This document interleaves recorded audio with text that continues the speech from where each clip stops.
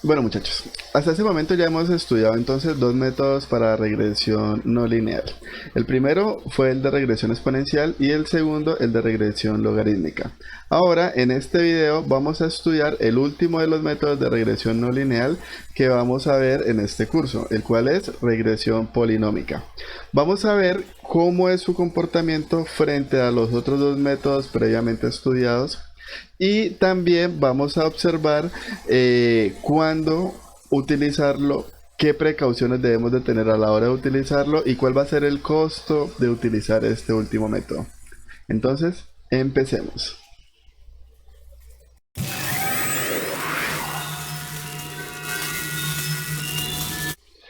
Bueno muchachos, entonces, al igual que en los métodos vistos anteriormente, observamos de que siempre partimos de una ecuación inicial. Entonces, en el caso de la regresión lineal, partíamos de la ecuación de una recta. En el caso de la regresión exponencial, partíamos de la ecuación de la curva exponencial. Y en el caso de la regresión logarítmica, pues partíamos de la ecuación de la curva logarítmica. Ahora bien, en la regresión polinómica también vamos a partir de la ecuación de un polinomio que tiene esta forma.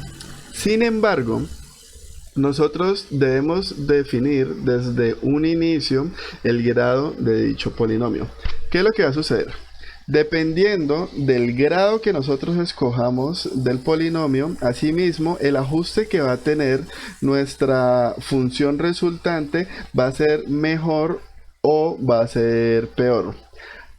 ¿Qué connotación va a tener esto? Pues nos va a llevar a algo, si escogemos grados de polinomio muy elevados, que se denomina sobreajuste, lo cual nos va a empezar a generar una serie de errores que vamos a ir mirando al finalizar este video. De igual forma, si nosotros escogemos un grado muy bajo del polinomio, pues el grado de ajuste que va a tener dicho polinomio a nuestro sistema no va a ser tan bueno. Entonces, siempre hay que tener un equilibrio en el grado de dicho polinomio. Asimismo, vamos a observar que si nosotros escogemos también un grado de polinomio muy alto, pues entonces la dificultad para llevar a cabo el desarrollo de nuestra función aproximada pues va a ser mucho mayor que si escogemos un polinomio de grado menor. Entonces veamos cómo lo trabajamos para poder entenderlo mejor. Si nosotros suponemos un polinomio de grado n, nos vamos a dar cuenta que vamos a tener que resolver un sistema de ecuaciones de este tipo, en donde vamos a tener n incógnitas y tendríamos n más 1 incógnitas y tendríamos asimismo n más 1 ecuaciones. Entonces, para entenderlo, vamos a trabajar sobre un polinomio de grado 2. Entonces, un polinomio de grado 2, recordemos que es aquel que me lleva hasta un x cuadrado, es decir, que tiene un exponencial 2, ¿no es cierto?, en nuestro último x, nos va a denotar este sistema a resolver. Esta matriz inicial está compuesta básicamente de datos calculados a partir de nuestro conjunto de datos iniciales. N va a ser el número de datos que tenemos en nuestro sistema, es decir, el número de observaciones, mediciones, registros. Asimismo, cada uno de estos elementos son calculados a partir de este sistema. Acá, sumatoria x sub i. No sería sino hacer la sumatoria de cada uno de los x sub i dentro de nuestros datos iniciales. Sumatoria de x sub i al cuadrado sería crear una nueva columna donde elevemos esta al cuadrado y al finalizar la sumemos. Asimismo, con el x sub i al cubo, el x sub i a la 4.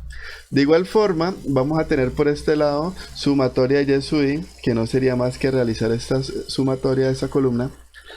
Sumatoria de x sub i y y, crear una nueva columna donde multipliquemos estos dos elementos y posteriormente los sumemos todos. Y la sumatoria de x sub i al cuadrado por y sub i, pues sería multiplicar y sub i por este elemento al cuadrado. Entonces vamos a trabajarlo. Lo primero que tendríamos que hacer sería crear nuestra nueva tabla donde vamos a poner cada uno de estos valores que vamos a estar necesitando acá.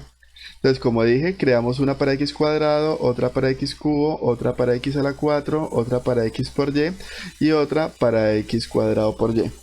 Posteriormente, a que obtengamos todos estos datos, vamos a realizar la sumatoria de cada una de estas columnas y su correspondiente resultado lo estaremos poniendo en estos cuadros rojos.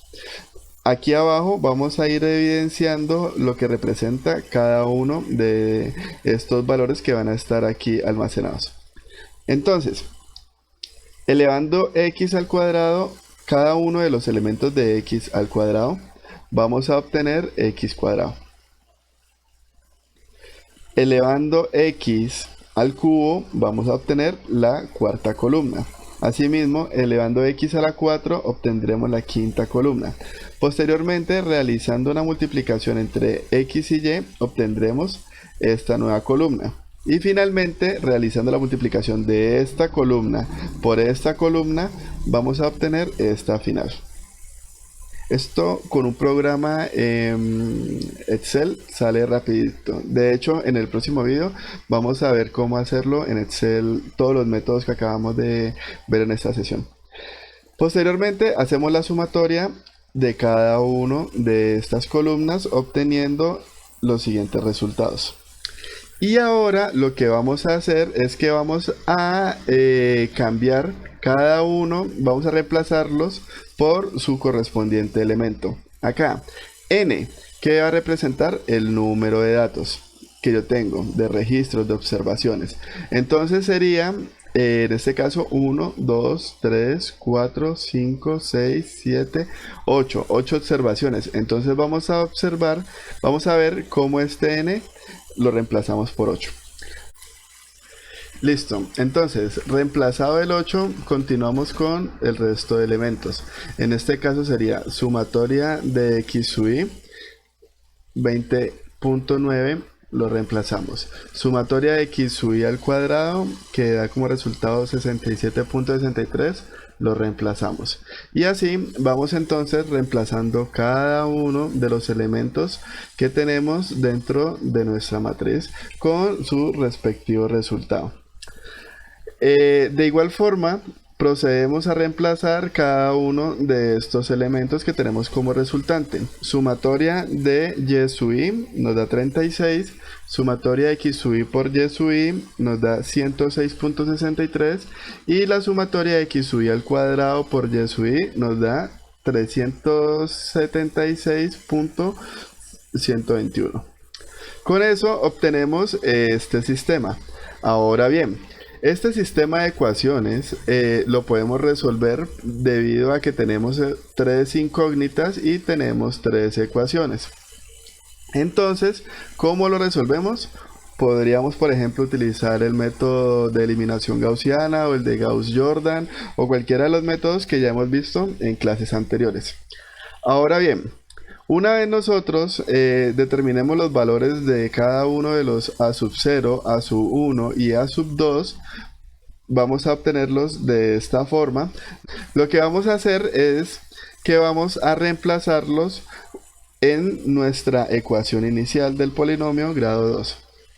Obteniendo de esta forma, entonces, la ecuación de la curva polinómica. Ahora bien, recordemos, esta ecuación que me representa va a ser la ecuación de tipo polinómico grado 2 que se ajusta a mi conjunto de datos previamente dado.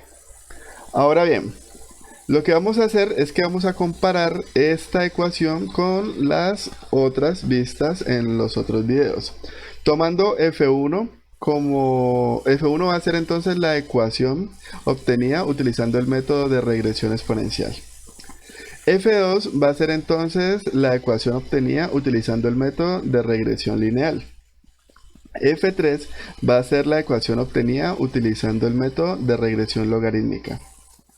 Y finalmente F4 será la ecuación obtenida utilizando el método de regresión polinómica, utilizando un polinomio de grado 2. Ahora bien, en mi gráfico de dispersión vamos a observar cada una de estas curvas. Por ejemplo, F1, que es nuestra curva exponencial, la vamos a encontrar acá en azul. F2, que es nuestra ecuación de la recta, determinada utilizando regresión lineal, estará representada por la curva roja. F3, que sería nuestra curva logarítmica, estará acá denotada por la curva verde. Y finalmente F4, que es la que acabamos de calcular, estará definida por el color amarillo. Una vez entonces, aquí podemos observar que el comportamiento de estas cuatro curvas es diferente. Algunas presentan, por ejemplo, esta presenta mayor cercanía a algunos datos puntuales. Y las otras observamos de que definen preferiblemente como una tendencia dentro de los datos. Ahora, lo que procedemos a hacer es presentar el valor obtenido de cada una, el valor obtenido al evaluar cada uno de estos x sub y en cada una de estas funciones. Posteriormente presentamos el error presente, el error dado dentro de cada una de estas mediciones con respecto al valor real y sub i. Y luego vamos a realizar la sumatoria de cada una de estas columnas de error, obteniendo así el error cuadrático que me presenta cada uno de estos métodos. Acá que observamos que ahora el método que presenta una aproximación con menor error es la asociada a la función 4, es decir, nuestra regresión polinómica presenta menor error que las otras tres. ¿Esto que nos indica?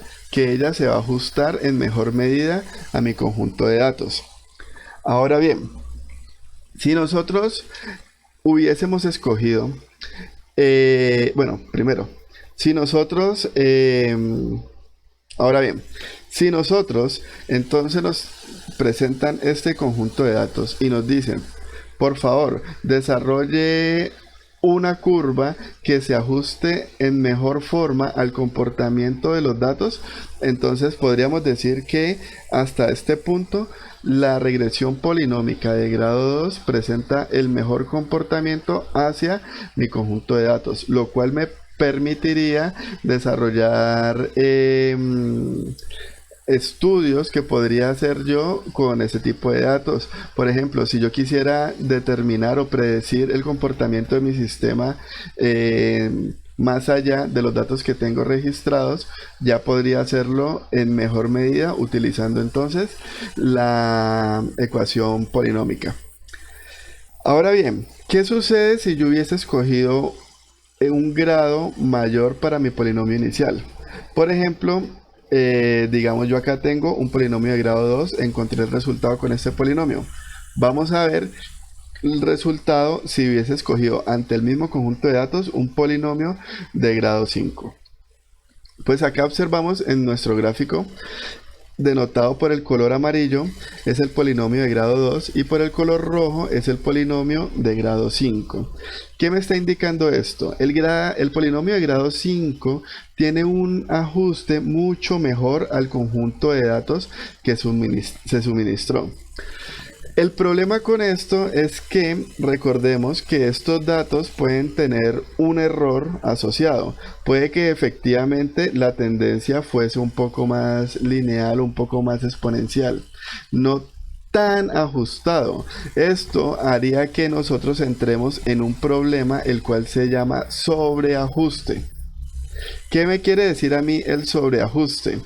pierdo la capacidad de generalización sobre la información que tengo en mi sistema, lo cual hace que si yo hago predicciones sobre una curva sobreajustada, la información que yo pueda tener por fuera de las realizadas en las mediciones no sea tan buena. Es decir, si yo intento predecir, puede que mi sistema ya no tenga tan buena capacidad de predicción como otro que podría ser, por ejemplo, el polinomio de grado 2.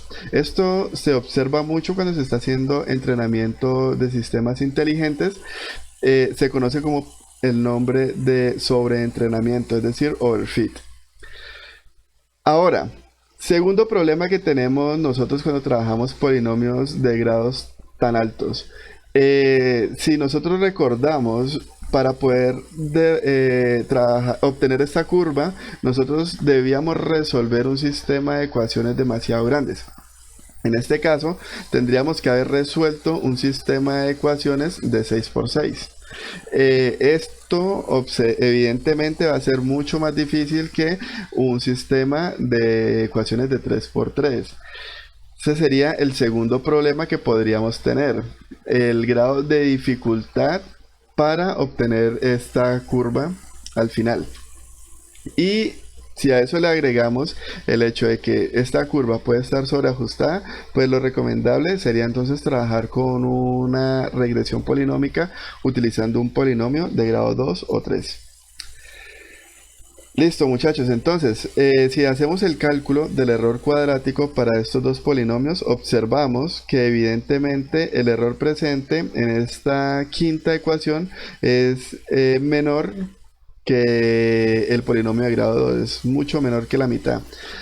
¿Por qué? Porque la curva ahora está muy ajustada a cada uno de los datos presentados durante el análisis inicial. Bueno, muchachos, entonces con esto ya tendríamos vista la parte de regresión polinómica.